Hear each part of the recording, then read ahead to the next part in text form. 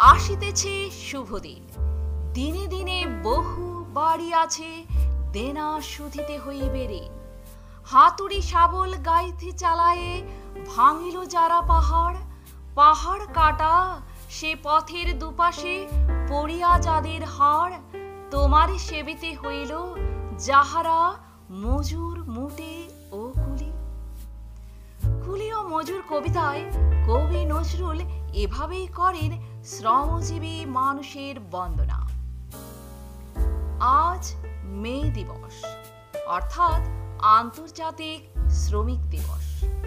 ক্যালেন্ডারের পাতা উল্টে প্রতি বছর আমাদের সামনে হাজির হয় কর্মবিরতি নিয়ে, জাতীয় ছুটি নিয়ে, আর হাজির হয় শ্রমিকের অধিকারের বার্তা নিয়ে।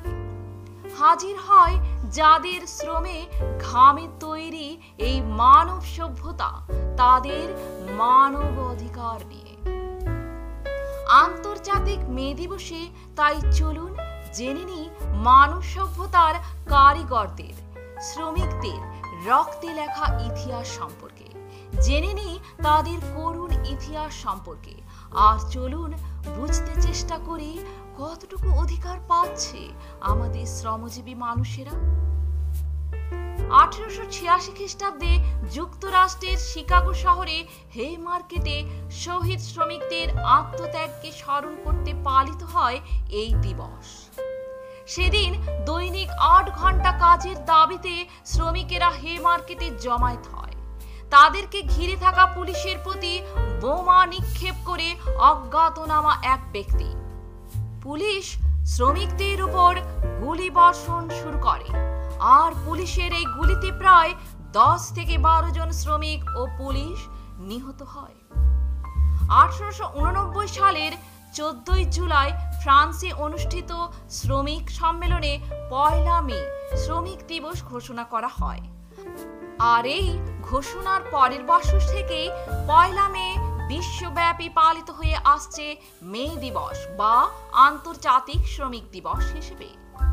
বাংলাদেশ সহ বিশ্বের প্রায় 80-টিরও বেশি দেশে মে দিবস সরকারি ছুটির দিন। এছাড়া বেশ কিছু দেশে বেসরকারিভাবেও পালিত হয় শ্রমিকের অধিকার প্রতিষ্ঠার এই দিবসটি। কিন্তু এখানে একটা মজার বিষয় হলো যে যুক্তরাষ্ট্রে মে দিবস তারাই পালন করে না আন্তর্জাতিক এই দিবস। একই বিষয় কানাডার ক্ষেত্রে, তবে তারা সেপ্টেম্বর মাসে শ্রমিক দিবস পালন করে থাকে। যুক্তরাষ্ট্রের কেন্দ্রীয় শ্রমিক ইউনিয়ন এবং শ্রমের নাইট এই দিবস পালনের উদ্যোক্তা। হেইমার্কেটের হত্যাকাণ্ডের প্রেসিডেন্ট গ্রোভার ক্লিভল্যান্ড মনে করেছিলেন 1 মে তারিখে যে কোনো আয়োজন হানাহানিতে পর্যবেসিত হতে পারে। সেই জন্য তিনি 1887 খ্রিস্টাব্দে নাইটের সমর্থিত শ্রম দিবস পালনের প্রতি ঝুঁকে পড়েন। বাংলাদেশের স্বাধীনতার পর থেকে আমাদের দেশে মে দিবস সরকারি ছুটির দিন হিসেবে পালিত হয়ে আসছে। দিবসটির প্রধান দাবি 8 ঘন্টা কর্মদিবস। সরকারি কর্মচারীদের ক্ষেত্রে বাস্তবায়িত হলেও বেসরকারি খাতে এখনো 8 ঘন্টা কর্মদিবসের সুফল পায়নি। নিম্ন মজুরির ফাঁদে শ্রমজীবী মানুষকে আটকে ফেলা হয়েছে। শ্রমিকরা এখন বাধ্য হয় ওভারটাইম করতে, কারণ তা না করলে সংসার চালানো অসম্ভব। কার্ল মার্কস তার উদ্ধৃত মূল্যতত্ত্ব হিসাব করে দেখিয়েছেন মালিকের মুনাফা বাড়ানোর পথ, শ্রমিকের শ্রম, সময় আর যন্ত্র ব্যবহার বাড়ানো। ফলে কর্মঘণ্টা বাড়ছে উৎপাদন, আর তার সাথে পাল্লা দিয়ে বাড়ছে বেকারত্ব।